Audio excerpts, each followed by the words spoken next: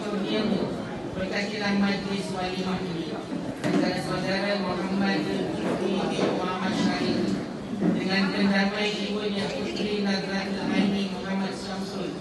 Mudah-mudahan majlis berlangsung dengan sempurna seperti yang kau redai dan dihajati tuan rumah serta sekalian hadirin. Ya Allah ya Rahim, dengan taufik hidayah dan hidayah-Nya jua, kami memohon agar Engkau limpahi pasangan ini cinta yang Kau janjikan pengikat rindu antara Rasulullah SAW dengan Sayyidatina Khadijah radhiyallahu anha.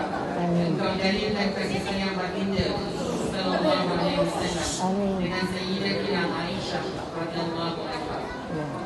Ya Allah ya Wahhab, kami memohon kepadamu agar Engkau jadikan kedua pengantin ini suami isteri yang saling mencintai ketika berdekatan, saling menjaga kehormatan ketika berjauhan, saling mengingatkan ketika bahagia, saling memperkukuh ketika dilanda ujian dan kesusahan, saling mendoakan dalam kebaikan dan ketakwaan, serta saling menyempurnakan dalam ibadah.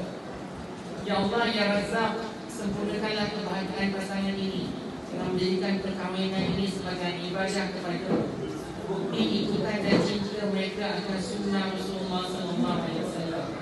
Panjangkanlah jodoh mereka hingga akhir hayat.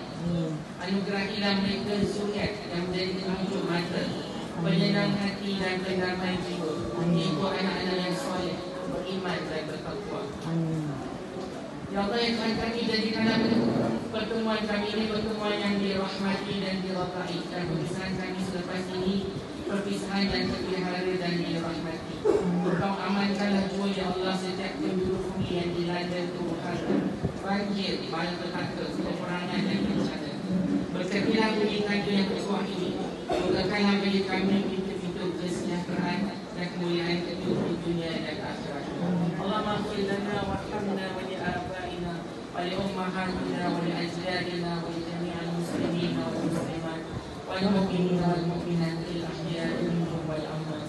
Rabbana atina fid dunya hasanah wa fil akhirati hasanah wa qina adzabannar. Allahumma barik lana fima razaqtana wa qina adzabannar. Sallallahu alaihi sayyidina Muhammad wa ala alihi wa sahbihi ajma'in. Alhamdulillahirabbil alamin. Terima kasih banyak.